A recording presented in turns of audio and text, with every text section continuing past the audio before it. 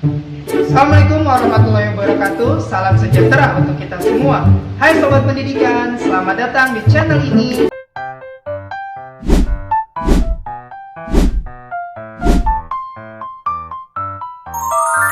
Halo semuanya, apa kabar kalian semua?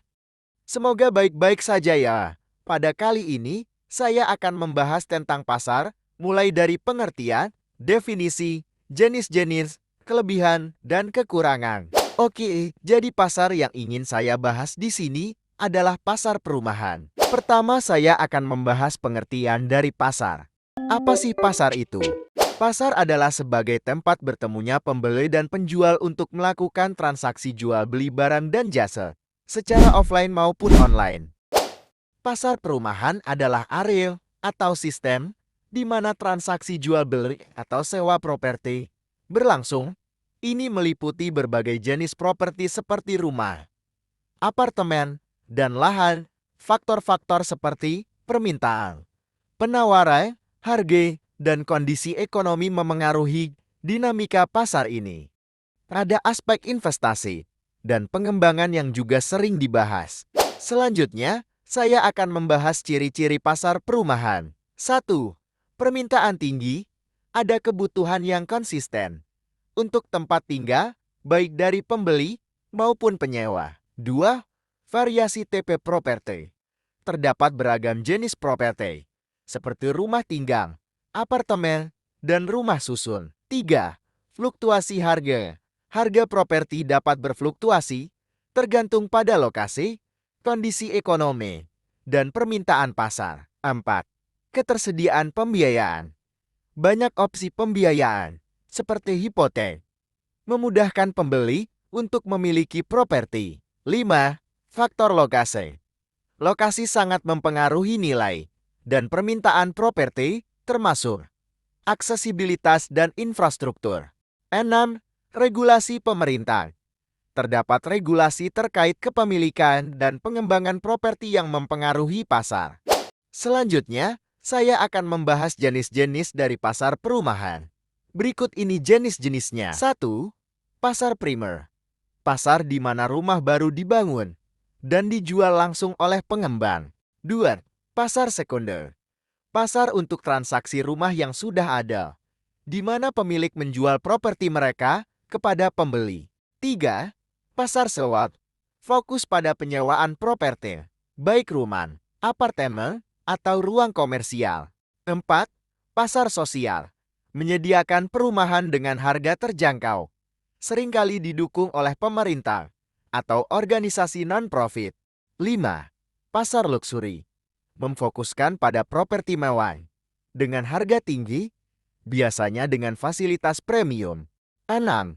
Pasar komersial. Menjual atau menyewakan properti untuk tujuan bisnis seperti kantor, retail, atau industri. Selanjutnya adalah kasta pasar.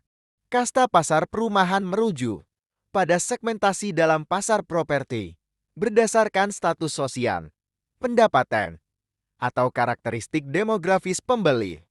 Ini mencakup kategori seperti perumahan mewah, menengah, dan rendah.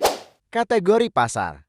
Pasar perumahan termasuk dalam kategori pasar barang dan pasar jasa karena melibatkan transaksi jual beli dan penyewaan properti, barang serta layanan terkait seperti pengelolaan, perawatan, dan pembiayaan jasa. Selain itu, pasar perumahan juga dapat dianggap sebagai pasar mikroekonomi karena melibatkan interaksi antara pembeli dan penjual dalam skala lokal.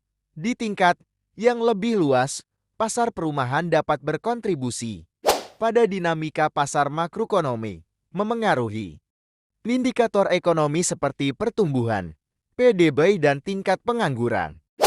Selanjutnya adalah kelebihan pasar perumahan. 1. Investasi jangka panjang. Properti biasanya mengalami peningkatan nilai dari waktu ke waktu, menjadikannya pilihan investasi yang baik. 2. Permintaan stabil. Kebutuhan akan tempat tinggal terus ada, sehingga permintaan di pasar perumahan cenderung stabil. 3. Diversifikasi portofolio. Investasi di pasar perumahan dapat menjadi cara untuk mendiversifikasi aset dan mengurangi risiko. Kekurangan pasar perumahan. 1. Ketergantungan lokasi. Nilai dan permintaan properti sangat bergantung pada lokasi yang dapat berubah seiring waktu. 2. Risiko pasar. Penurunan pasar perumahan bisa menyebabkan kerugian besar bagi investor. 3. Beban utang. Pembelian rumah sering melibatkan utang besar, berisiko jika terjadi kesulitan finansial. Berikutnya adalah contoh pasar perumahan. 1. Perumahan subsidi. Proyek pemerintah yang menyediakan rumah dengan harga terjangkau bagi masyarakat berpenghasilan rendah. 2. Perumahan menengah. Menyasar kelas menengah dengan harga yang lebih tinggi namun tetap terjangkau. Biasanya dilengkapi fasilitas dasar. 3. Perumahan mewah. Proyek dengan harga tinggi menawarkan fasilitas premium, lokasi strategis, dan desain arsitektur yang menarik.